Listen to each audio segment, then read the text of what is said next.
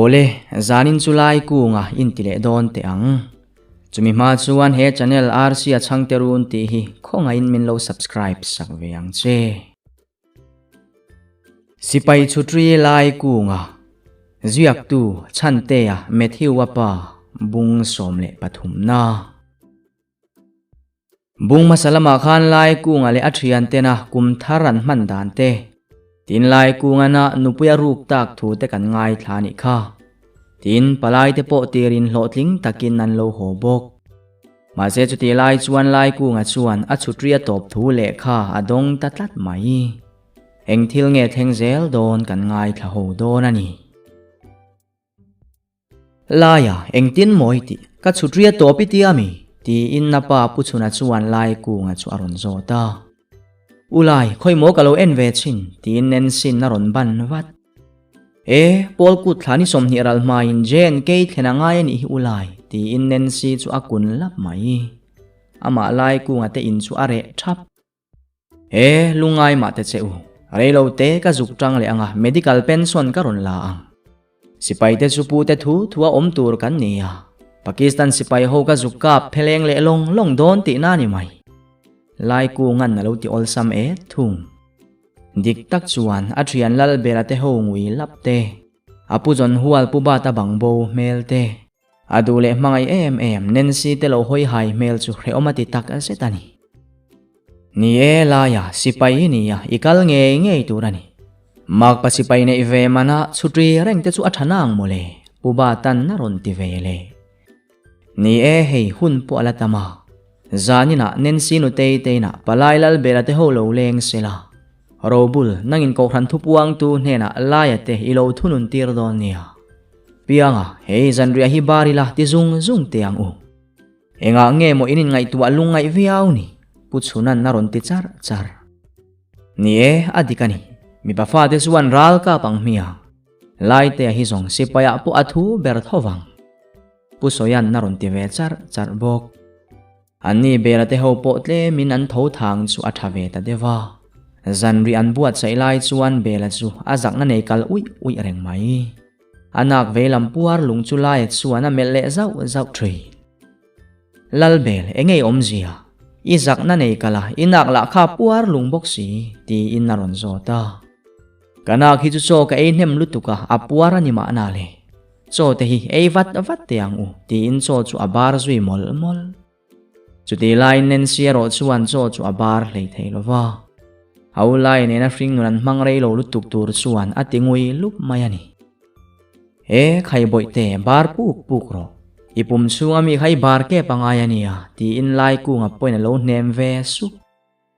ni mam boi lai hi riat angin sipai ania ko harate chu ituar ve bok ang chu mole tin puba ta poin afanu chu azil ve mal mai laya khoya nge lal bela te kha zanina khilama ro rel kan ngai kha hei nensi pa te po insilan duang pasoyan naron tia le ka puya khan thing pui hangan in na ni lom ni ti khan lo thu la kan ko wange ti in lai ku nga tho ngal wat bela lal bel khoya nge in om a khoya chuan in lo om man chu ni mo lutvung van piang khoya nge in om anin pialam thimlai atang chuan fai fukin bela alo zau si deadline rang takin lai ku nga atlan chuak vele enge heta in lo ti mi mol ho zanin kharo rel zanani kha nensi pa te po so in tha cho lovin mole ti na vin zui that khai lal bel ka zui lo ruani mo inak puar lung kha ka zui lo ru wanga ni hi ui rubok zu rubok nang hi thim thua nia ini hi aron tile la ya lo thumai te kha ka zuruk sa hi in te khai kan ruk mai lo chuan min pek tum hek lo che ipu zon tur te bulai ding kalvari rui rengani kha ba ka nupui nei ve chowa iwi kom hrim belan na lo ti san mak ni la ya khatia ding hlun lo khan lo in vero zu te hi chu in tura siamani kan ti to kha nangte zong in zani na po i khewar le viau dona robula te bial nu velem among luidan tur chu piangan na lo ti vele mela enga nge ma min soitel kher ani nanga bial nu po nei lo kha e ileng tar khopang ro bulan na lo ti ve lak chuti line lu ta ero chuan ngoi rengin zu chua in rile khul zela lut vung nang la hi idu taksi engma soi ve lo hian lo in bi ka sia zu te la hi rui har ro pui si tuna tang chuan tuilum chi al lir in to ang che belan na ron ti ve le laya nang po khatia si det nena ding zum reng lo khan local ro email te la kha van tir ko lo ro pui si aron ti zui zat lal bela chu ivan trong thei mai tak ka kal huna chuan bu zu le dam veng tua izu sor in puar luang khoimo in vatila zanina man le mualeng kim soi felang cheu ani po chu aron thu phei ve le kha du ve tho tur si enga nge moi an vak thin ni ti khan tui de vin in ro nen si pa de chu belu tunga hiana min vekto lu ta na lo ti hluk ulai in varei ve so ka pa ti son chawan du to nia nen sin na ron tilang la ole boite kan local ngal lal bel han thaula man le mual lo soi rem ve kang cheu tin lai ku nga ding thur o lai boi iwan thai boi don chiang tak tin pia nga nui su kalang kan lai ne ma hian mut adu toang tin ro bula aron thori khut mai aya si ro bul habe ka kutirap kal rang ro awa han na mai tak iri te lul nen engtin nge moram pari hian azo thei jok cheni piangan naron tivin lur o kati palani kha pianga ma silai tong nem lutuk ro bulan na lo tinui su nie ti te u iman mo te ang u lai e ka wangin zan thum don herika mu to lo lu tan na lo ti ve mek bok ve lutuka chelut vung I heri ve so anwa hong lang si ba ka bial nu te hute hup sak chut hi e I theng thui mi alowang tin pianga na lo kap le inin om ti vat avat tiang u tin ro bula kal vut avut ani chuan kha belte ti khaneng kim in kuta kanin ngate puchuna chuan ron tilang langin nan liam zuita ani chuti lain lai ku nga ero nen si bula ding sexy deu ruin mut chu achak le huam to chuti rualin lal belate palain anron pal har le don tho ti chuan ria o ulai zui lo in le to ni mo in sum lo chuan nuam lo e nen si chuan aron tia boite in sumi har dewa sin ek chuak mai po kanin sum thei lo vania chu wangin ke India si pai du lai hian kare son hi ka ngei phal teu lo mai ti in anui sun laya inu pa khan belate thingpui in tur lo lum sak teu kha dut po om kha laya nun na lo ti ve mek bok Nancy ke ni zong laya re son zara dut kan ngei lova nakina zong I thumom mak mayang tin pachuna po anui vei vur Nancy chuan puchuna te nu pa chu enin ole kanu kapa in soyang chuan kan tiange thingpui chu kan lum nga lang aron ti zoi sep Nancy nge aizol nu la ti ariate chuti lai tak chuan lai ku nga te kota motor aron ding su dota chei ro le aloi do ne lai ku nga run in chunga Nancy aloi do ne lutan naron ti ya oi lut vungi mol dan hi pito ni lo zen om tok lekini man le mual kan soi fel chowa lo loi tir ngali tu mem ni pianga na lo ti hlu van piang imol fe zo ku tu na po loi sa reng khu lu tan na ron ti ve tat ka thiana te su an in bel le animo lal bela zek zuk hi a fing sia a buai thak don khop mai lai ku ngan na ti bula lai kung thai boy mudu pa ilo mule kuk lo mo zanin chu kan tlai war don rim tin bela ron lut thar mulo lal bel khoya nge ro bula lai kung an nalo tia ele pasito rose ma bula hek don che mole ama po kha thunun ngal sela atha nge ya ro bula te ang hi chu an van duai mel chedam rei turan nia pianga nalo ti zat azat o kapa chu enge lo ti ve don nen sin naron ti ve bok khai mami hei belate hian zanina molom na atan lai te ar kangan tia kanar phal bik leinem ti naron nui su mai ani puba ta po hi lal bela khana lo pe ni hrim lal bela le ngot thin hi chu arpui tui lai te kha in lo tal le ari ngot ange lai anun naron ti ya kapikul atui lai sa nge hi atui ngai ti in piang ale lu ta chuan ar chiar laman pan ngal vat ani chuan bela engein hankal na chanchin chu han soi te u puchuna chuan naron ti ya ol sam lutuk lai si paikal tur tha pa aizola aman vahlan na ni mai Nancy pa po hi bela na lo ti sam et puchuna chuan Nancy pa chu amel ngota anila chu lo mengki ai suk mai si ni mai te se ai nei turate beranin du em hi tia phun supin mei zial chu apak tul khaila ya pa si to roze ma chuan lai chu bo cherau rawa abo chewak love lal belate ang bo che thuan hi thunun ai na phur om deu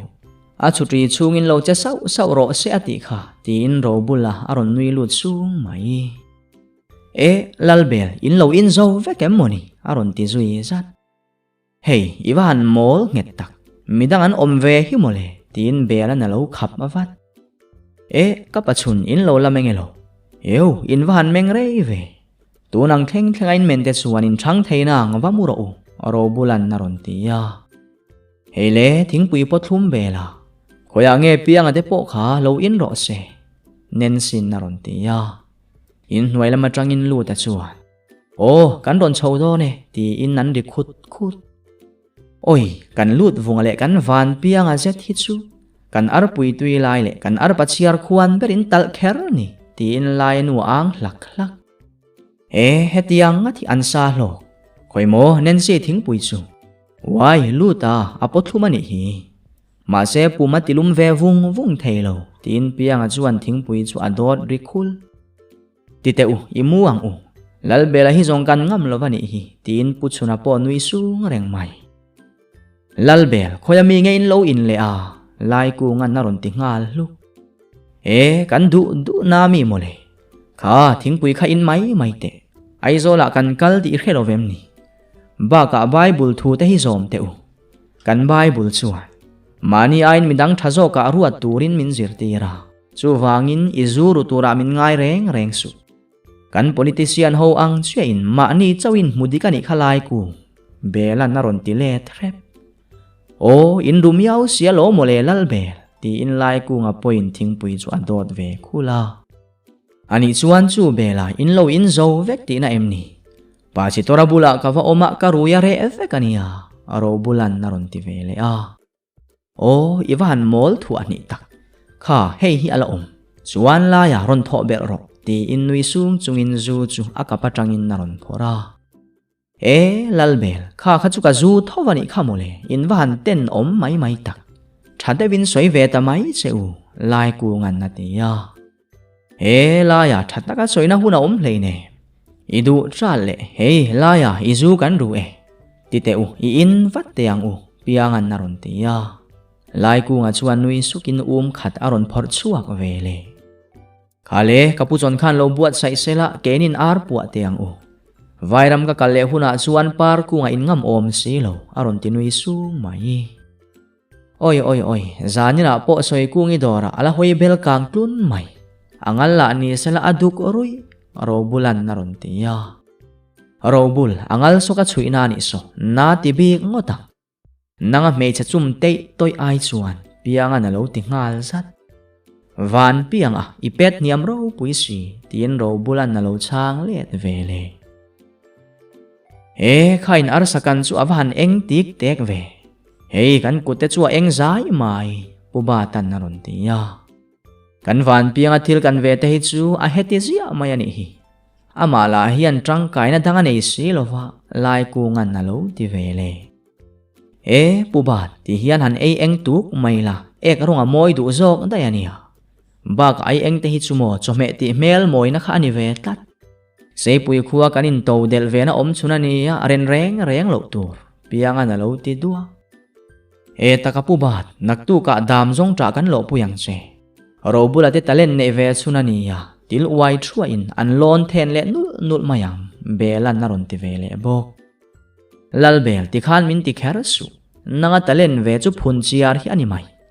tin nang po lai kung tikhan ham der be bui su nang ain kan chau jok dai bak arsa po hi kalem theilo kadang aro lup mai luta nang e theya bu wa choi chuak te ro bulan na tia ehe ro bula zet zot chu min van chun ve lal bela hrin kai hlomani hi ti in lai kunga anui vur mai atuk sei pui kon ti chu lai kunga chan chinani engtin mo be lai soi lai kunga jen ke akal doni tiami a sutria top ti na mo ko khan lenan thunun don sia avan uyom don kan khuwa hian an VCP lua se ka ti ne rang zualan na tiya bol ti sot au pa in bela chuan Pakistan hawa zukap daranga medical pension naron la dona lo ma semal pui pali ne na mu ve rup to kha ania amu hoi hil ve hleang ti na nui khisu chuti line soi kungi dora par kunga alo meng phok ru a soi kungi la bang bik heksu an beng chu bela te ho ti na lama chuan chi ru in chu bela sambuang inen po anin nei thaman don lo ti na ni mo lai kunga chuan awan ui don vele pathoi dengan naron ti zat na zat man don lo bani mele ai zol lama ero man anin hlan thungang bela naron ti ve muk chuta par kunga chuan a zo zial chu han pen per chuain khoi nge kan VCP kan mute ang ti in nakal zui nga la kha puring I tho to mo tuk in chu thulom om deuh hril tur che kan enia avati lung mai eng lambia thu nge ni ya par ku hei are sa lamin thanna tualupa khu manen kal kan lo tum me ka VCP ring lianan naron tia thodeu luam pa in par ku nga chuan lai ku nga mole a chutria topa jen ke akal don niom takani sambuang inen po anin nei thaman don lo aron tia khai pathian in kan tong trai na chang ani chu par ku khutiang sipai lubok lumum satlia khu ain lek to lek lowang enge kan ti thei chu an reve to don ani tin sambuang inu tei po ki tong kolonga kan son khopang aron ti char mai par ku nga po chuan nui sung chungin ani bera om to lo chuan leng seirama kol hok tum hun ka sak chim kha ka chun zom le theyang chu alo ti ve bok VCP ring liana po chuan enga ngei thei lovang kan sarkar lai niya endik tu po local sela kalo min vekang ma sela ahlok na kha kan sarkar lai na chuan ka thu ber ti in na khum beu chuan ban suya le khuma ti ro le are sarin thana po wai me te ain kan thu turani president ni le nge yangai ti ina chuak thur tual upa khuma chuan handin deu au pa in upani na te politics sa hian lang sela thatur sual khuna atan hian upa in niya in tong try dan kal phung te reng kha pathian chan ni lovin in setana chana niya kan par kumara nen hian athalo zong lir hian in thurwal le ngala ti in na pen bu chut mai thai boy laya tuk thuan in bar to voin chu ro bula te talen nin ti pung don te ang mia puba tai dam zong tra lim ngat in lo sakte ang belan naron tia lal bel dama te motor kal theilawa ni lom ni ipte pui ne na dai hu pal ka pe love ba ka ha lai ku ngana lo ti vin that iwan zak theilo tak lai ku si pai ve si inu ha om ngotem ni ka ibeng kom po ala ling fu talo ba ka pu jon te hnung zui tam hi mak pathani na ni hi pianga na lo ti zat azat chuta zoi supin lal bela bu zu ni kan pai local ro ma se lal bela hil mi asu aron ti le su lai ku nga chuan nui putin na pu jon chu han mela kanin sia mange aron ti ve ta ram reilo te a lai ku nga ron chuakin in lo pai thowang chu mo kaman chu ni mai aron tia ole kalang ro bulan naron ti ve lu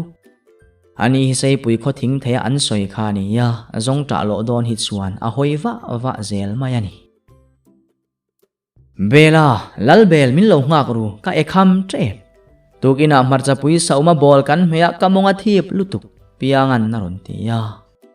awan mak tak pianga thlen top na pianga I ereng mai I pumpui milin thil ei thin ro mi ek in bangi ti hek lutuk lu ta na lo ti lak lak bela anui suka lu ta isoi dik chi amai kan piang hi chu e ka bak hian chuana tura om thlot lovani van piang man moro yek wa muang thei kan ni lo avot aron ti ve luk ka khame ma selal bel in soi zong zong kha ka kheve ve kania o keit luka tralim tui ria an omlo kalang u kamong la chu an thip em le nga la tin ma chu aron fuai zui zat helai mi hi atui ber akung hi asanga mi an lon thangam lo nen aro bula le lu ta ka han lon rang ro ke ni ain van ramin nai ret don ti na ni mai ma sela in ron tlak vai chuan ke ni ain mei dilin kal ma sela avo dan em hi mei zial pu aku thei lo tin pianga tong zot van piang voti ti lo to pani kha ila tong thei zot em mai la ya tiang te chuan kan che thei nang in lum phot teang u belan na ron ti ya eng ma ka pai hlei ne kaman mo lu tu khan ka pai thei ngi ti in ai te pui chu han lip se ve la enga ka pai lo tiam ni la ya awa han ho om ve chu tiang te chuan zong ta lo po phur om lo lu ta na lo ti lu ro bula alo bu ve nguta lon huaina tal om sela thaturania aron ti ve su puba ta po hoi hil takani amak ro bul cho e dona e huaina in bual dona la ni sela in bual huaina zong ta lo dona po lon huaina ti le zel mai aha ni dum thak lutuk kha hei te hi ni karon pai tin piang aron nui sun oyo van piang ru moi evek khopin dam hlenang che tu ma du tlak ni lo ma la du om ruk na ria wi nei na chang la hi hre thei fuk si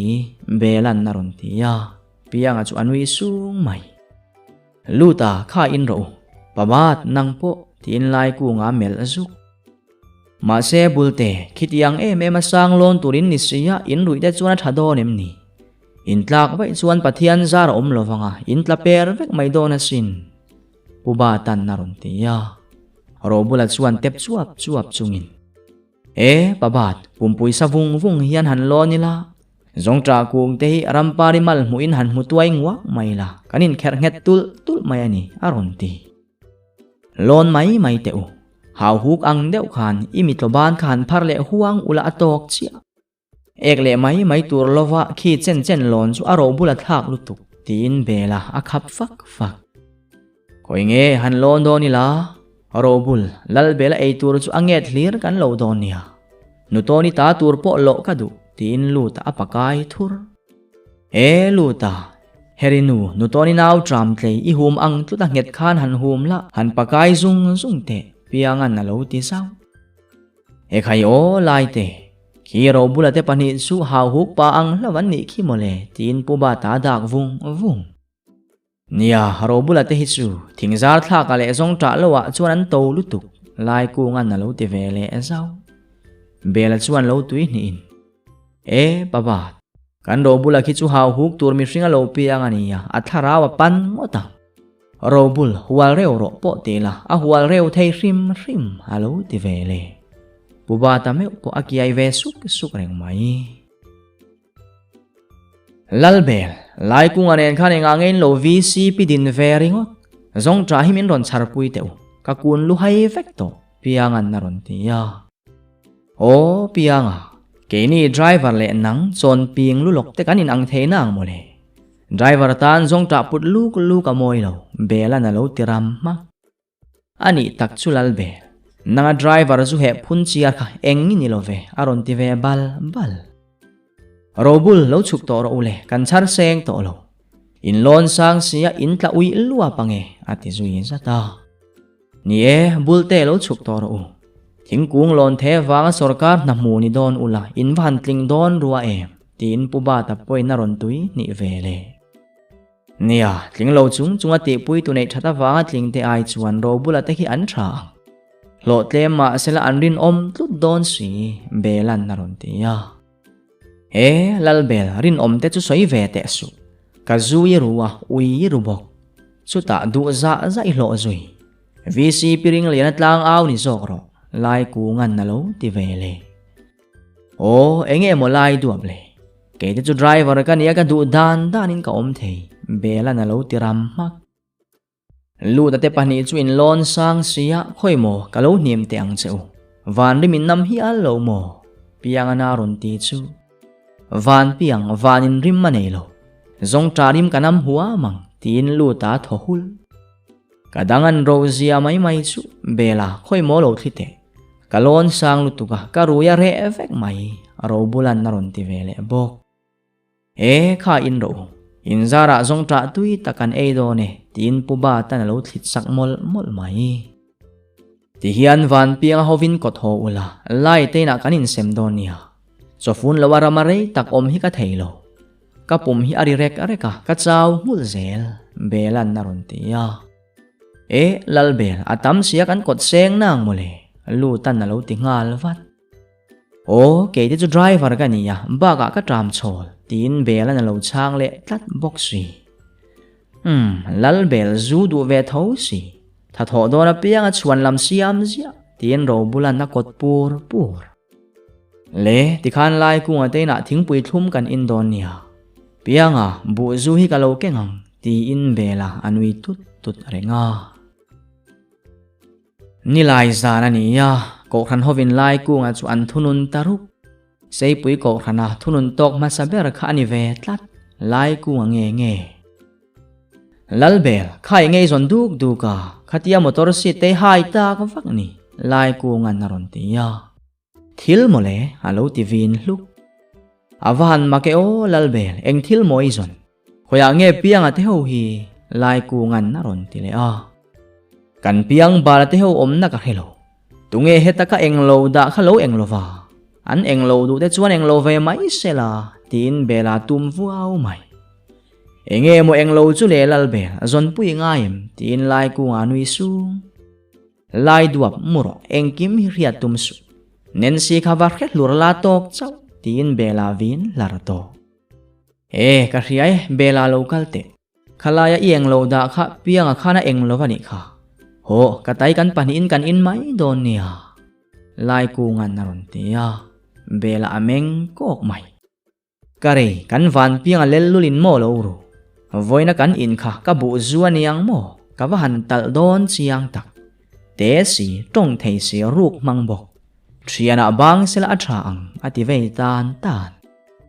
local mai te lalbe nang point ka zui ruwa kan in ho le effect i ui ruk po kan ho ve ka lung lova la bik su lai ku ngan naron ti le a anni le ke ni kan in anglo van pianga sa che chia le ke driver lalbe la hi huang khata kan om theilo rim local te se ka nek kai chara khoi mo isap zu chu lem ui mu ni la ni mai lo bela chuan tum mukin na ti ya in chunga khanen si pa po om kha va somro tin bela chu phur fe in chunga valu reilo te ya puba tanen lo chuak le in lai te hei awan man la thin ve kabu zu in khan kan luatin a fek mai puba tan naron te ya khoi mo lai ku kan mel ho lo thlen main lo khul zo vek te am van piang a theo phing lian pui rok chak sian local le anga kan chang lo ro bula phei chu adut khata tam si ti in na thizung ka du to ke chu bela i be taksia puma sa thlahum mai ka ti khan lo in teu in chunga bokan lut le te ang tin puba ta ading bulak la ka bela ke ni pani point du tok te ang muanga piang in zo ngal zel chu adik lo baka hei puitlian om veya rui viau po kha fu lo lai ku ngan naron ti ya a ho lutuk lai ku ka ha pui po la hu kim lo ve a pumpui han let but sela lu hi hai muai sela in control an wam tok chia tin belan na thile kha la ya enge inti hei zanin chu van piang hovin rampari rim kan tuma ma sel apa lo hong lang lutuk kum thar nuwa zurui chungin min ron pal to su ka fanu hi in ron be sem ni ro bul helaya bu deng khol nei satli adingot a ho lutuk mystery tal ni ro min lo ti zek mai van piang po hoi mai maya rui zong pore effect lutan naron ti ya ani chumole ani rampari aizol om ke korte nei ti vel mai robul ikeu le huna chuan kong her pop khopin kewang che lai ku ngan naron tia robula po chuan nui hul huk pa in apa vela so engma khelovina meng lian ve em ringot atar mit chunga tangin min mel kur le ngala aron tia chuti lai lal bele ero chu to thlin mung ang main ameng turngun mai laya zu kha kro van piang zanina khoya zu ngein in chuan chuna khaleng wangin nge ka englo kha ilo englova voi thum tal chekadu ti in nameng vial deu tupa o lal beli ram te hi a ro ve thin sia zanina de chuan ro bula zu kan in mole i englo de chu ka englo lo hrim tin na thu hima nang poini in ve tho kha baga khati sen sun khan meng su ui hurri ang lutuk khoimo laya ilo lem le sek te ang ro bula zu ur in chu kan puar ul ringot piangan naron tia zu hi e nang ni hian in male ka laya pereng reng su ka englo kha siki man na niya dere tal min pero belan naron ti ve tat o lal bel dere nei la englo kan du nang mole dam ve nga po ve reng laya nangin min choi sak mai te a driver hloi la let le mai don nia ro bulan naron tia o iwan mol luru tak ro bul ingai tua dana tang reng hian dam rei chi ni lo laya pe mai te ma se van piang hi chuan dal devin in ro se belan na te ya e lal bel khat chi khamo bang to lut vungalem khat le kani kha laya hetiang ten kan thila tom rei don tuk zuk lak bel te piangan naron ti zui zat azat awan make o van piang enga nge mo ka mingi lamri kherani bela hepa hian dal devin in ro se ti in lu ta chu anwi su nga akhato kina kut zung pui chu ael rile arup thri lai ku ero achutria top don nai ne na dul roi maya relo te a lo chuakin khale thian te u hei hi lo hong ro ti na lut le dai laya hi adul nuk mai akhua har ve don ani hrim lutan na tia ve achia lut vu nang po engkim thankin toin i khai hil tlun hi in lak fin tum dan hi amol lutuk kha hei hitla kal rul te ka pumalet but itizia mai le ngal tin bela chuan no waron pe ya luda chuan kiai suk chungina dor ri hrui mai e lut vung du tok te sai khup khai in zo in i phi nga leng nang mole hoimo ka in ve ni to tin ro bulan na lo phi thak sak e awan man la ke e ka pumarum thavung vung mai tin lu ta nui sung nakina chuan lai ku nga aron chuak le a kha zu kha chu dari te u hei dang po la muang changin kan indonia kha biri hi hanzu phot te u ti in a thungui lupa laya chu nensi zo lo nge hal pu khai zo lo arngui turan soyang maya i thut ngui lup mai ni piangan naron tia e khai pianga chu tiang lamani lo nai te u nangni ka engkim min ni ya karal do line in lo tang howanga khotlanga diklo na in lo do tlang turani chuan kanu pui le ka chung te hi engkima in lo troi om turani bok tin par ku nga so in ngam thartir to mi asu ralrama ka lo tlupalani chuan kaluman hi nensi in na khoma chuan kha hi pianga nangin min riat reng nani neyang ti in en tlang a pe ya tin kha luta nangin kalai tar eng theile ka samlem hi nei ro robul nangin ka khukri le ka sipai bu thi neyang che bela nang hi ka driver ni ya kanupui hne na kar tin cheng khat ilo pe ya chuan thlathum dana dak in puya ka hlo ilo la thin don bokani ka radio hi ilo kolanga ka sana hi nei boka tin ka silai ka tlang theilo kor hi chu in lo in kol tro manga katar mitero hi chu ro bulan na kol thung don ani bol ben chi hi bela khana kolanga bol pe chi piangan firi te ro chu lutan kol ve thung ro se ti in naron sem diat pianga chuan zu chulem khul pa in laya hi iroi sem deu rewem ni zuk thi tuali tum zok tina em ni zuk mi to tluk deu khut la van rami kai om si lo ti ina men deu pur mai o kan van pianga tak hi chu mit tu hi iwan nga bik tak pian thar tuma tap zuruya tap laya ngai tap le bok Tak takin laya izuk thibi kalawang tiro. Ilo thi tak lau chuan nen si kalo ro chungang o belan naron tia. Laya lal bela hi triana ban ro. Mangai mi alo chi ani hi. Ipiang thar si lova zuk fiam khurang che. Khulaya vanram vui kai the mai chen mel si lo. Ro bulan alo ti ve su. Nia keipo kati. Laya in nai thlen vele pen frena min lo zong che. Lutan naron ti vele. Khati kha in nia. Laya te hankal sela mangkho in hoi bal nuwa wang cheu. Ma se in thingero athonin ka phurang belan nalo tile to. Eng po ni sela nakina thomno kan siam feldonia ti in laya naron thizui zat. Ma se hemizana azet hi zong belate ho hi an pianga theilovani. Ngui lup lomin lai thil pek chu an pom tat loma. Anuwa chuan ro bula pek chuan. Laya ra puwa bommi tiam ni kha. Kha khai zuk rapal lawange. Ikuwa nga animal pui chaw an lo thuna nga. Trai har mai aron tinui sung. Ro bula fin dan hi avahan mol chut tak. Malpui chaw te in thona ngai lo. Khuta Pakistan ui chaw hovin lo khel mai ro se. Piangan naron tia. Ho teu min ti chang el mun zo don. Kachoi tuang khaneng kima lo chang rual ula. Lalbel lo in tong pong ti thu mi asu. Nagtuk zinga choi khama kan suakang lai kungan naron tia. Ni i hongang u. Zanin zong lai te nu pa hi in mut thei po karing love. Mulo raw rawazia viau mai. Mi fa de dona mengrei tu kumpong satlia mai po an hi. Ti in bela nui sung mai. Lal bele siam kimite tap chaka ding lai hu pai ni kha. Piangan naron ti ve sat. Ani chuan laya mangcha phot u.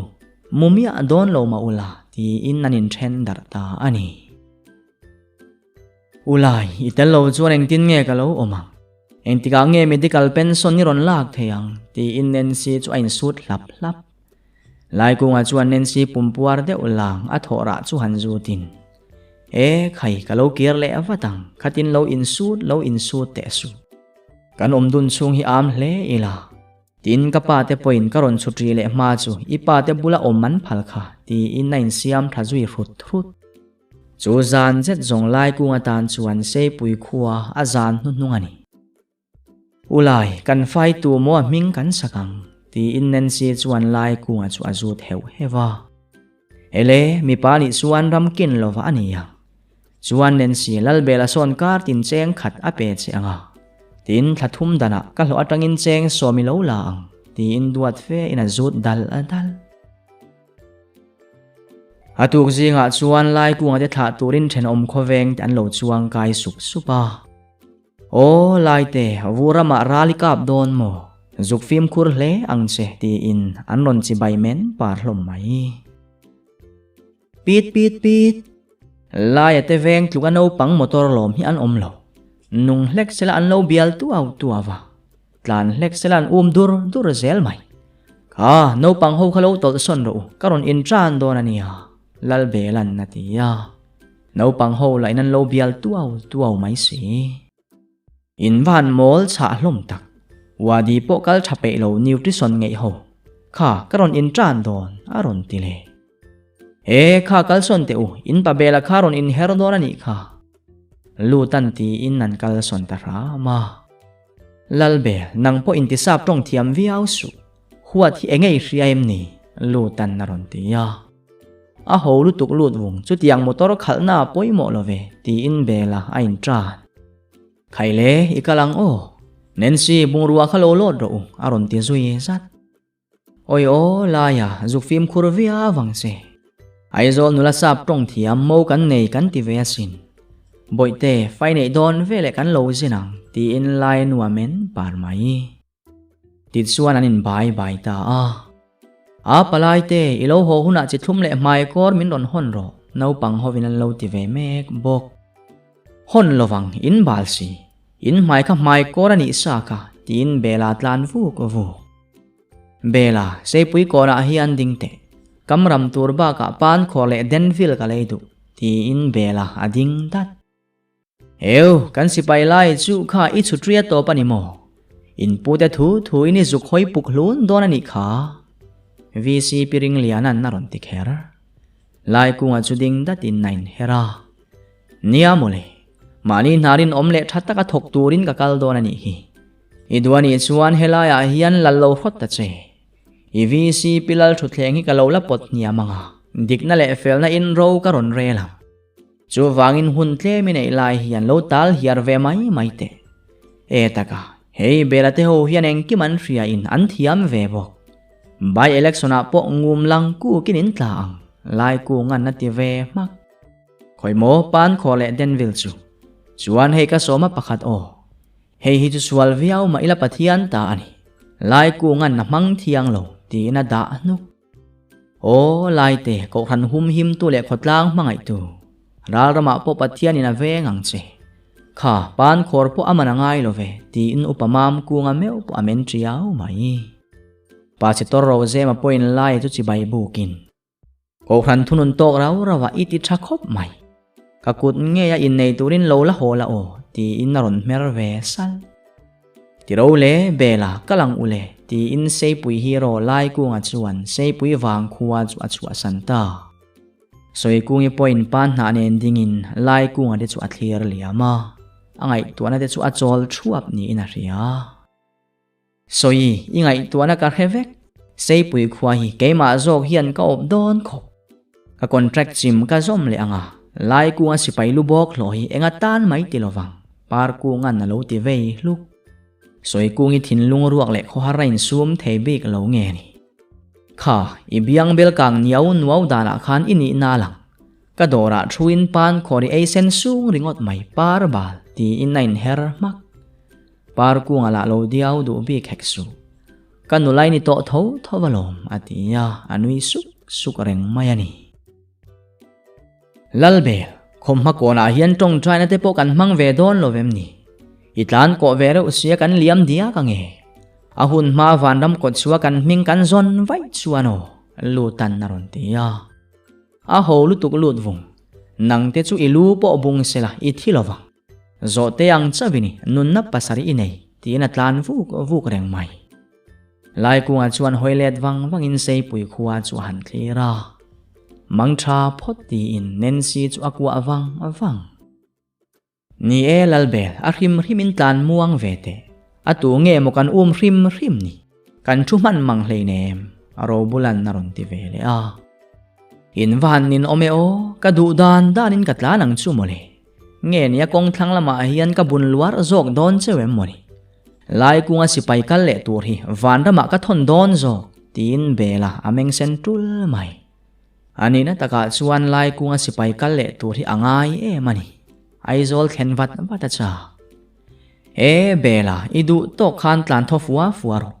lo jeswal palpo ni la nangma pui hi athi ma saberi ni ya ilu hi atung siya aso oldon e mai baka selling hotel a son bu bar ka chap to kapum hi arile rui to mai ka ti piangan naron ti ya van piang pate pumpui lian ek hotela kan chon lowang vai thing pui dora long changi eyang ti in bela po akhisu puba da point chung mi da thian ho nun dan in po dan te chu a thuk ve ze la makhi awahan ti tak hei hi ani mi ring te dam chan le ring nun tur chu ni ati zoi su e belte aizola khan mun danga in theni karem timia lovania o kan in ngeya khanin kul le teang u aron ti ya a pabat itlin lowang lal bela le van piang ate ka wi dan hi pui takani an ke te hi ano hlui to lutan naron ti ya ve mai thina lut vung aizol tum thum mikal ve ya in la chang kang lutuk cho ayang u karila tram ti in bela ding dat robula le lut vunga kha lungleng re thak khopa ein tu mem ni lai chuangai omdon chu ti khati in tia zan kamut heilo in tia ni lom ni thasik wang lai point nar than bua choin e kha piangan naron tia van piang chomal thau nem pa nang angin kan throka chak ve hle mole belana hauma chain lova ero lutan naron tia bela nui huk pianga iwan ngam love thindim phe sela chu an punol thayang che a lova ephot maite aron ti ve bok Heng fangin nge mo bel lutung ka ngam lovang le. Lut vunga ano panlay ka tolay lir nortu. Robu lala ni sila at le rol suwa kamay zial bung zong tuan ihi. Isoy vang po nilovin ka va eyang. Moltet hiya tura umlo trin hi abuay thak ti in akal sulay lay. Piang hitsuo achang hitsuan molin huat halaviaw ma sila apiang lovang ti ka lau tri. Ama hi apiang achiang emay lay kungan na lo ti vebok. Ania sin triana. Tarhui le pumruwa mi khu ma su sela. Trian de ta naril luput mang hi adik. Amel hit siyain ka zuru lo pay sela chu. Nupui ka ne huna triana ka mangang. Ti in bela nui zui huk huk. Ulay kal tuwang avot si nensin naron tiya. Ni don tak. Piang ati lo chu kulaya kuan kanin in lumdon niya. Robul kalang lay kungan na tiya. Chuta ekin kong karsay ipsu lo Kevin piang chuan may zial se ko tutsungin. Me lalay pung idule nang main lo vakal ro. Lal bela ni sila kalsan itum lovang. Visia po ka vot mia lovang se aron tiya. Han kalsang zay pote piang Itel lo de chuan seramu kan thur nang layan lo ti vele. Ek pon wam to lo ve Dule tuiriala ka ele luar mayang. Lalbel handing du lo vaite. Chuan laya eng moi soi kha. Sermu hi ka telemo tel lo mo in na thur lo. Aphak khafuk zo kani. Sipai ve si mo lutu. Bela tinungla kalvatang piangan naron tiya. Ni kalvat tiang kan van piang ber hi ka rui tat. Robula chuan ron tin aizol lambok an panle ta. Klasik ni ko la liam tre pang ti in aizol chuan lut ta Kong laka khan lo in lem nam tha ma sila an tha tho mol lovani. Khale belte bungrua hi in chung lama seng lut photang Puba tana lo ti po chuan chang lovin an cheringot. Tun man van ang lo tak. Bela inin bual du em. Kanuin hei tui lumanga niya Bual ina hianain bual thei nensin naron tiya. Pei lo kain bual na chantur ka khelo. Dule lut vung hi in bual ro se. Ani piang ke pha hlaplaya hian a ke silbok sila ato belan na lo ti hluk. Nia ke chu ka lo silang. Lal bela te anga mut ui huk hi ka du velo. Piang a chuan ti in nain phel nam ruma. Zana chuan bela chuan nensi man chu a hlan tarup mai. Tumdang angzong ni sila an chele hle tur hi ani. Mache tuna chuan an thian pa lai kunga chu an vui liam me kanisi. Belte khaile ka bu zui han khul teu. Zanin zong hlim takin omang puba ta chuan naron tiya. Nia enga nge mo in lungai em ni. Pathian zara kanin mule avatang thian teu lai kungan na lo ti ve bok. Keini hi kan sual si. Lal bela ui ruk sa ve mai hi pathian zar be sei ve chia po kain ngai lo ve. Maselaya ilo thiani point thole tum tatang che. Lazara rengro lai zar. Robulan naron tiya. Robula zet zut hi chu Bible te I refu. Zia ki en thiama ichiar thiam lo mo katia. Ni laya ilo hotlon zuange Ral rama zong olalpa uluk le ang che piangan na lo ti ve bok. Khai thian te damin ka lo huanga VCP kaninge ya. Tin in nena ka thu soi kha vong reng ula layan naron ti vele. Thian te ke chu thil riat chua ka nei. Laya hi ka mu Isua tlat che. Isua vana londona azir tir te nena thuwa cha ang chia kha ni I om dan hi. Lutan naron ti ya. Karei chu tiang chu ni tak takila piang hi is kari ota ni yang. Ke hi chu lal petera. Luta hi chu thoma ini yang itang ru reng mai. Robula pui hi chu sabeng tung khan yang che. Imele mi zia hian an na nei velo. Robul tia kan kova keima mo ti te sim vatte. Bela na lo ti zat azat. Le minan boruak chu azang khai le na deu. Lal bel mel pong kanek dup luar mayang che zakai. Robulan na lo ti vele. Taktakin laya le kha ti khamin ron thon rang la. Lal bela hi chu address to su achia rusia. Bagay lo hole huna chuan thalak na lo hon ve to ang che. Ke chu lut thala ni ve ka chak lutan na lo ti ya. ô lụt vùng mày mày à ít cụt dùng trắng khá liền gì à mẹ đẹp này mẹ xem ma lụt tụ cả cái mà dọc hi cái đó này ba cả driver ni nên này mẹ đón tắt nắng ngon col bạc phur thiam này lovin thalak na lo xoay về sexu về lan na ron ti về mak à cái chú la ya zin chung chú thiana ka bang về lụt tungan adu dua min ti atum hi kaning lutuk khoi mo lo thi teu nak tuk mu lo le kin inang la ya lo thi ta la i ruan lo thon har o han rep ngon don che sela i tuai ve pur sia eng po ni se phum sign lo ho mai ro piangan na lo ti le dua van piang thi mai ka tum lo ve ba ka imi to hisap ang kha eng ma ani lo nin nom boi mut san te ang du le in noya mu ui huk ro se layan na ron ti ya ni e mu te u zanin te chulaya han let tu alla adik efek mai tak takin naktuk zet zong kangai ve via wangche lutan lo ti in nanin mang tha ta a bela lalbel tho te u ka sana pek che akhan dareng zat nge ri to jingdar soma lam mual tanga chua turani asin tin lai ku nga chuan bela te riana bang chu han benga o awahan mak tak lai ku isanamin pek ve achek vak ringota dar za ta soilo bela na lo ti hlor mai mimol ho kongka ron hong teu lai na lo ti vin hlor to robula chuan awa hong thura laya nizana em atinui sung le ngal robul chu tiang soina mana omlo khoimo belutung sana chu e dar saririk to don hi tho vek ro lalbel driver tan mudre rem lo ka ti kha ati zui zat avan ho ber mai tak lai du driver ber om lovin motor kal theilo mumang fulo kar te om ve nia tin bela tho tui lo chho ula ka sipai thir thing rem ki lo han lo ro tin lai ku nga chuak le e arobul kan lai ku nga chu khatianga han in duan zui chuan lo wa han babu e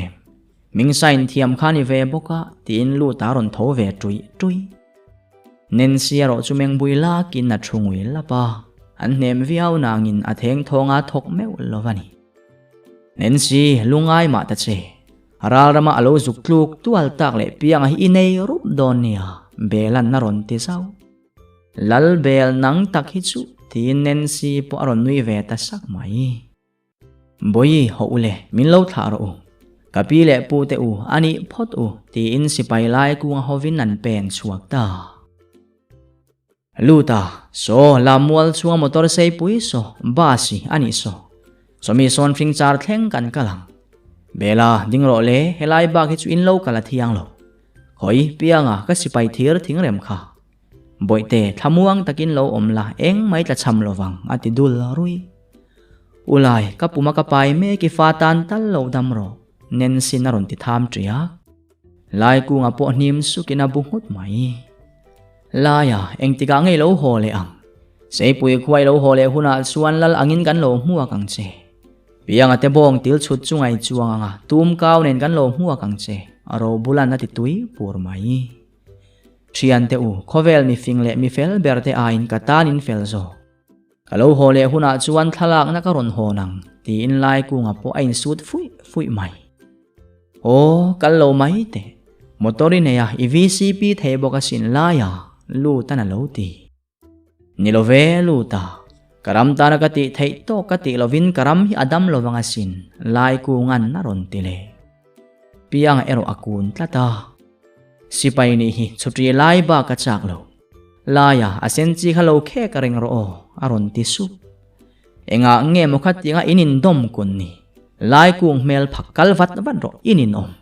itel lovin eng kim kan lo ti fel vekang nen si po lal bela om chung chu a hreom lowang kalvat vatte so ba si po anung vut to ania belan naron ti ya ma sela amit menglung ril taka alung len ero mu kana thiang mi alowang o thennaram khovel hian thian lung rual te ati then don em ni asipai beding puin thir thingrem hnukin lai ku nga a pen chata ulai bye o tianen si lo phar lap lam chu enin bye u ka thian te u mangtha tin lam mual ge ta lu ta tu ma tong zai chat thean om lo lai ku nga ba sia alu chia chu an en thapa Nancy bazara chi se leyang o ti in bela chuan motor chu akhal liam ta vunga Jen ke vur sur hnuaya chuan lai ku nga chu a thokhu hluwa boruak an hnongin a vot nen an hnara tai deuh hlur mai Banglaya sipai kalendar suwa ena nikir thano yani to Atrian ten hena lekha voi ni athon to a Nancy phei chu voi le la yani ma se chu ti chung chuan a chan let na la mummi alo azu chu han thlikar karin o bela arobul pianga vela chu nuamin wa han ti don tak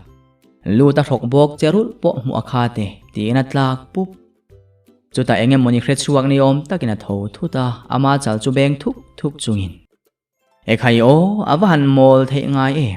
engtin nge ka lekha thon kha an don te re ngangni address ka ziak le ne mole zani na ka ziak le nga lang o lal bela ai fin hi ka ngai ani ti in na kuta nuai nok lai ku nga haral rama akho salung leng hi alainat thlot enga ti pui tur nei heksu sei pui khuwa vok lal len thin kha aral rama zong athu lo sia an pu ten an vin phardor mai si sipai re son le ral thuam rit pui mel makara an phura han tong trai hluana hun na nei bok si lo thok le khata thitual theani na chuan anun chu awan ti tim tak banga calendar chu en le azukin ka boite chuan famin rin sak trep to ang mela chuan apa min chhun lo ma sela apoi mi alo ti supin a thokhu hlu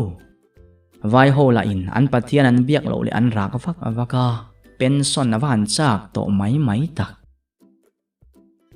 zara chuan Nancy le khathon tur le lal bela te le khathon tur chu aziaka address dik tak ziakin jing fi ma dak athak ta asantirina lampanin silainen vurkar akal tum thaya aril ru chu komin o lu da te chuan min han mu silamin wa han ngai sang don tak atiru su asilainen chuan ding khor hlunin a entlang chu alek chuak ngala tumdang anglo takin thi hi alau zek mayani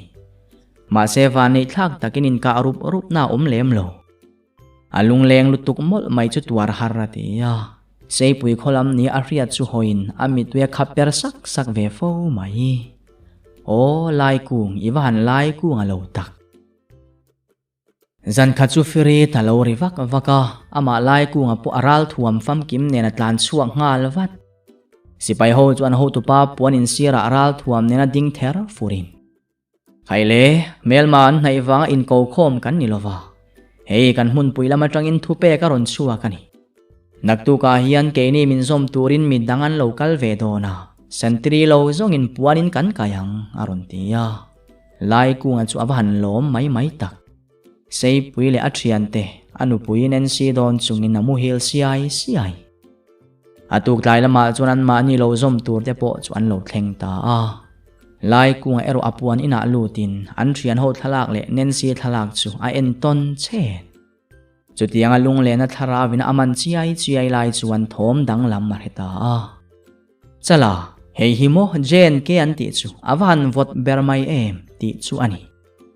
lai kunga chu aswang tu anarama ta in per thovina tan phei buan khonge helai mi zo tonga lo tong kha tunge ni lo ban pharte o kawa enga kha to tak aron ti zui zat he mi zo ilo ve ni mo hei ke mani hi kan ni ke hi chal thanga kania ka thian pai ram duwa ani an lo ti ve wat awat lai kunga awan lom tak hallelujah tuan chu adua ma sel angam bik lo khai local teu ke hi lai kunga sei pui khuwa kani kha sipai tang tharin niang mo chala an ti zui zata ni hei kan training zo rualin cholpo nei lo winin do na muala kan lo liam ngala ni hi chalan naron ti vele bok chu vai tong po abo tok lekin ni mo in thiam don ni kabula tlat ula that don chu vai ho hi an phakara rarama chuan kan tran ho atu lang in bung ruwa kharon laro ti in ti thu zat in lai kunga chuan ro chu arel ngala chuta ama vek chuan ti hian vai ho puan in hi kan nek dewanga kan leng mayang keima chau point ka ngam vek vai ho hi kan ngam vek turani aramdu nang khoi khuwa nge ni chuan chala nang po in tharun mel zatin ram du achuan van kal khuwa kan ni aron ti phadai maya leya tei omdu zo van kal khuwa de chu van sipaya tang ta che lai ku nga na lo ti se chala alo nui ve put puta ke chu van bong khuwa ka ni nang po chu chala ilo vatla la ve helaya chuan ron bu leksu lai ku nga na lo ti zui zat ron tong chun zom le in ulai tin min ko mai donia engki ma ka thu oi ula kan tang ho turani le han mu kom ve chal teu taka nupuin nei ve to em ati zui zat la nei mai na hei kan pian puin ina swal zong nen kan lo si pai ve rupani hi aram du an naron ti ya avahan thadon ve ram du nang ma ang deu hi sei puya thian pianga kaneya ani pu ani anga van ko na chang tur chi ani ma se nang ni ro chu in ni lowang ka thuin oi chuan vai nula ho del dan ka khilang cheu lai ku ngan na tinui su mai chutiang chuan jen ke a meu po ho nein lai ku nga chu akho chale ta chala le ram du atela chu ro bulate ai mol ani zui le ngal nen nuama wa han ti ta chala nangni thian dun hi om ti len danin thiamem sipaya hian tin wang ni lo mol wang matonga om tura an lak hian omania in santiri reng in silai khalek vuang cheu in thi ma mel tial tual si vai a tra elung oi tok melin puwa zu de in ve ngai lo vem ni lai ku ngan na ti se in ngai lo ti hian kan da mai ti in chala chuan akut chu athing nura lai ku nga chu awan lom tak heng mi pani te hi atul chuan athi ai po in na thi tir thei ain ring tlatani enga nge in tura pek in lo helai ram vota hi chuan in pum min ti lum lo chuan in khur than deuh phung maya hoimo ram du lo late in zu chu kalo kol sakang cheu kape ka piang cheu hi inang cheu aron ti zui zat ani pani la chu an bu mut mai lai ku nga chuan nuama wa han ti mai tak bela ve sela chala le ram du le chu han bol tak sela ativia vani khale chala hei in le ro ilum tham lowang ma se muthumi asu isi det khani chun kualanga irin hel khachui kap thuai zeldonia ti in chala pe zui zat chala po chu silai nena ding puklu ni nalem ri khula kanau vai hovina annui cha chuan in nek popanga kan nam dana in nui chata thiang lo iti donia aron ti zui zat tuna zong lai ku nga chu santiri tura adin po angai talo ai o turin chala le ram duwa an om tlat to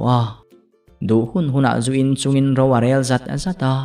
nen si thalak chu enin sei puilama suang tuana in naleng del reng mai ulai khatia kan rong ru zo kha ral rama in ka na tam kal ro min tia ma se he in kap le chuang mi asilo ni tin ti hian ral kan venga in ka tak hi achak om tlat ram du chuan naron tia ram du iwan mol mai tak ti hian radio chuan kan in ka bur zela lo ramri buai te chu tu sarkar ma in chin fel tak an du lo an sarkar ham thana tur chin bak chu tlom ngai pol le zirlai pol te ti atana lo manda silai puak ani ero in anasa hle ang lai ku ngan na lo ti ve su ram du chu angoi funga lo le reson kan dong ti lo chu sipai na hi a ho ang reng form hak le in tlar rol ko le duty hi ani maya silai kan purit em ringot aron ti ve le char lai ku nga chuan aril ru te in ro bulate nena zong tra lo to ko velini ati su ramdu sipai tang chawalo iwan duai phei chuan mo an laka phut dup thei che ania isa duap mel sia ka thu hi oi hle ang che aron ti dua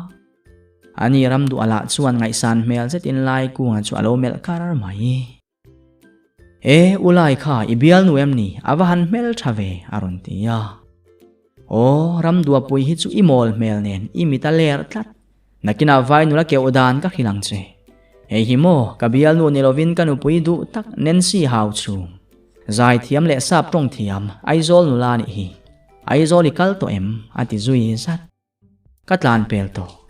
ulai nang chu chutrian nuam om mai aron ti vei su nuame tuna hian ka far hing to hi alang chu mole ke chu pathian thu hi ka oya chitam tak tha le lung lua kha hi ka tumani tin lai ku nga nui vur avur le min borua ka jia hreta zana po puan in kianga me an chem ngam to ulai heta tang hian khoi lai ange van bong khuai hi omang le chala chuan tin zu chu alem ir uka chal thang iwan mol tak kho chak lam kha hoila thalo chuan na lam kha ni mai ma se van bong chu in thun that lo chuan a chuak pal mayanga chim lam hret poni ve thei tho bo a ho e mai so vai ho meilum ai so vale hlum ro aron ti zui zat a chi don em ni an lo thin rim palange chalan naron tinui sunga doya an thin rim na atara lom ka ti le lai ku ngan na lo ti hlu chala chu bu hutin vai ho meilum ai lai chu avale ta vai ho chu rak chulin chala chu an lo nem kat dor mai chu ta lai ku nga chu zuang thovin a chem chu aron vai ta pop maya aram du lo vai vero heng ho hi tlan vekang aron ti thot aram du a point lo vai ve in vai ho chu an van tlan chena satak nakin deuh loka chuan firit lo ri in an ho tu pa ti an lo lang nga la vai ho chu an zual ko na sangang mai chu ti line chala le ram du atero chu an meng ti ru lai lunga ti in an ho tu pa chu ameng sen lai ku nga la chuan ji ha lo ti in kheng khong in thil om dana soi zat asa chu tan ho tu pa chu anui bu muta bahut thrik he ti in lai ku nga dara beng thuk chala kha ni mai lo lai ku nga chuna ti hoi wa ulai engtin ngei ti an lo ti dun ngal wat ele kan ho tu pa bula khan kan nam dana chuan in do na thiante meilum ai lain le hlum saki mal somna kan ngai ka ti mole mi nam dan lo huat thu om heksu ti in anui sung reng mai chumia china phei chuan an bo zual ngoi mayani tu khachu khuwa votin thlia tle vu ka ram du adiu ti lai ni in ading khur hlak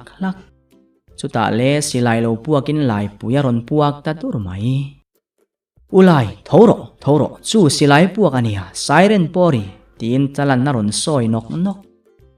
are araran local in tiami chala tin lai ku nga vir thavele eso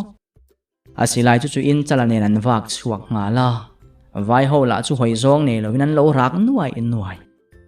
chala ram du om nalama kalro heng vai ho hi chu an du le lo kap chik nuk ro se tin lai ku nga au tuar Pakistan ho silai mu la chu asurin naron sur sung maya chala kal zero ram du khaw la nang ni pani tal hi in damangai ti in asilai chu amet puak ve zot dik tak chuan bela te tong kam kha don ki ra afa mel mu man lova atluk ngei kha in ringani ulai he ta ka local ro ram du an naron ti ya chala zuang lut arop lai ku nga chu tlan ve na zuang ve nga la ma se Pakistan silai ron puak to mai lai ku nga ke velam chu thlep nokin na tlari to pa ulai I tha em I harem lai ku nga chemi alo chala amara la omem ram du an naron ti ya ome hei alung phu po atha ulai te I harem lai ku nga chu azoi non ringot silai muleng kara buai pui vak dan threbi khek lo le aliam tuana om chu dim te inan han ena an hu bok si lo lai ku nga la chu athoku ku ka an ko la in chang thei hek su an van mang ang tak ramdu silai rik lo na lama tang hian puan in lama zo nang chala chuan atia an choi kang chia tia chuan lai ku nga chu aron room hoka oi ka ke ti inaron phu ui mai hey driver loading te sei pui kal turin ni em ti in khum eng khumin bela aron awahan make driver min ti ve mai la hey kan izia lo ti in bela chu khum par nena ding ha hey hi sei pui driver lal bela te thian ho le kha turani ya min lo ken sak the angem dak pu in naron te ya sei puya ke malo driver lal bela an omlo par ku nga ve kha a motor khan leng seirama lunga thiar dai kol hok tum huntur sachim sorkari na hem ngam lo par kumar so kan thian hovin kan la velang bela na lo ti deu adua awahan maktak driver nia wanga lo an rep riêng zurui ching si khain le kha tur ti na kal su ui mai bela chu akiai suka o kaluang vele vaka lal bela hian mom ka ngei lovani ati hluk motor sita envelope zor zet chu charin mitchiai sun chungin han chiara lai kunga le kha ni himo afa panei thu kan thil kha atria ni yang ti supina akmak kan man chuan kalang o voina in chuan man hi chu NMF candidate serun contract na sem tu puzom lovana tum donani in thandona mangai thar thut sewani hi MFP laminan khap ngam silo ketan la hlok na lo ni boxi aron ti deu ondua motor sita mong ti chuak deuh parin atlan khutarum ruma khuwa thlen vat vata piang atenen lai kunga le khathon siar chu achak tak a set tumdang anglo takin na tong tlema angai tua na chuan lai kunga lo chu aleng me wolovani fapa anei thu te kha kheve to takang mo bela ding te chokan ei ve don lovem ni pukhualan na ron tia bela ding sudat sorry lutuk ka motor hi alir du emani anti ve ngot laya chuan nen sinu te I VC piring liana na son ti hi arkheve to emang chumo ti in cho chu abar zui mola kan belu tunga chu alovan thleng har ve mole VC piring liana po so a hoi hu to so pudu zwana tlin hlavin min wi tlon ang sunga ma senen sinu te son wang hrim point kan vot lowang lutan ati bul adik chia puzom lova anti ve kha damdo in te min tiama school thar din te min tiam thul ke chu ka vot don chuang lo ro bulan lo tin bol chu abeng sot lau kan par bukareru la so alo midum habal nu isunga nek dam le dukania ka chakni la ya hilo pension vat to sela kan le khathon te la kha lo chang har to si pianga na lo ti ve mek bok so le kan bel lutunga chu uba ta chuan bu zu lo thon takang mo ti in mei zila pen leng chuai bela aron ding khuluya robul bungrua hi lo an lo teu hei ramkin lawat hala karon honania chuan englo nen aron ti sau kare robula te ho chu an van phur tak bungrua chu an lo zung in motor seat nuai chu an keu nui vara e taka hei lai le khathon po karon hone zanina siam kimi kan siar tir donia bela naron ti zat azat o lalpa lai chu ala thilovani chu robul bela khoimo ramkin lawat halak chu kalo ente ang